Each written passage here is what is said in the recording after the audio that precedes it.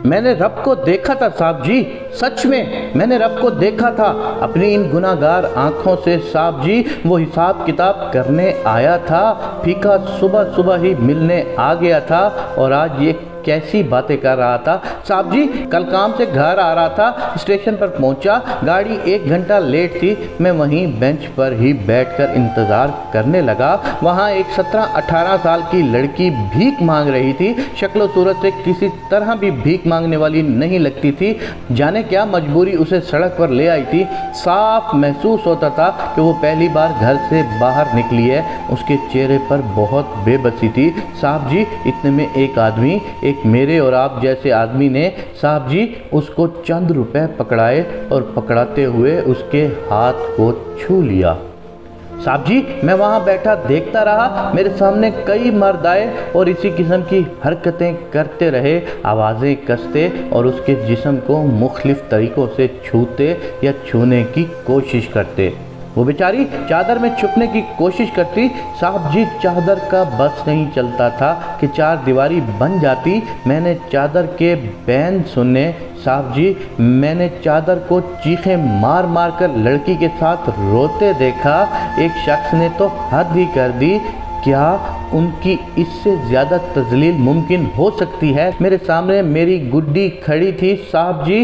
हाय साहब जी, हाय साहब जी।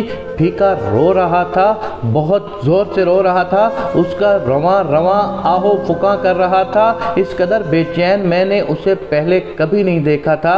और मैं साहब जी यूं शर्मिंदगी से उसकी बात सुन रहा था जैसे ये सब करने वाला मैं था। मैंने हादसे होते भी बहुत देखे हैं साहब जी, मैंने सुने भी बहुत हैं, पर ऐसा हादसा पहले कभी नहीं देखा, इतना खून कभी नहीं देखा साहब जी। जो उस लड़की की आंखों से आंसू बह रहे थे साहब जी। अम्मा उन दिनों के किस्से सुनाया करती थी जब पाकिस्तान बना, किस तरह लोगों के घर जले, किस तरह लोगों की इज्जतें लूटी गई। बहुत रोती थी माँ अपनी पक्की सहेली को याद करके। जालिम गधों ने बुरी तरह उसको नोचा और उसके मरने के बाद तक भी नोचते रहे। अम्मा की बताई सारी कहानी स्टेशन पर फिल्म की तरह चलने लगी। मेरा सारा वजूद अक्खां बन गया साहब जी। जी साहब जी, अक्खां साहब जी। सारा स्टेशन इस मंजर से भर गया।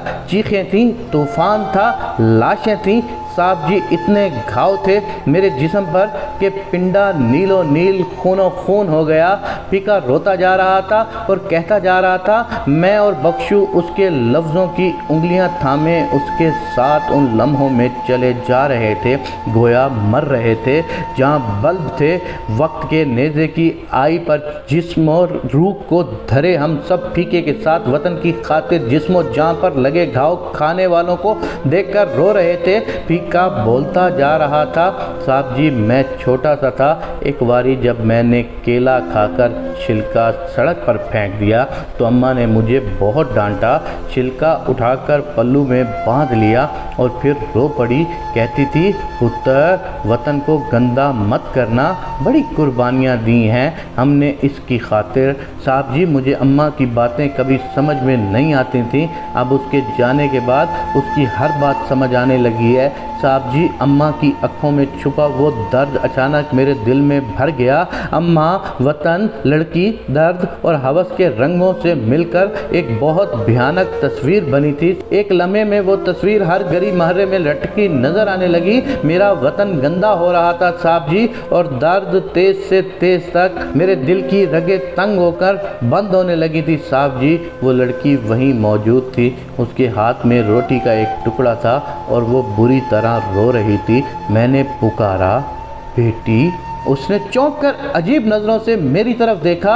उसके चेहरे पर बहुत बेयकीनी थी। मैंने उसकी आंखों में रब को देखा, उसकी आंखों में रब बैठा था साहब जी। वो मेरा हिसाब लेने आया था। जीते जी हिसाब किताब शुरू हो गया था। लड़की रोते रोते कहने लगी बेटी को तो कब की भूख खा गई। इस लड़की की आंखों में यकीन का सूरज गरूब हो रहा था और साहब जी मैं सूरज डूबने से पहले उसे अपने साथ घर ले आया, मैं समझूंगा रब ने दोतियाँ दी थी जी। मैंने फीके को गले से लगा लिया। आज फिर से पाकिस्तान बना था। लुट लुटा के काफिला वतन पहुंचा। उसी शाम को बख्शू ने अपने बेटे के लिए बहुत इज्जत से उस बच्ची का हाथ मांग लिया।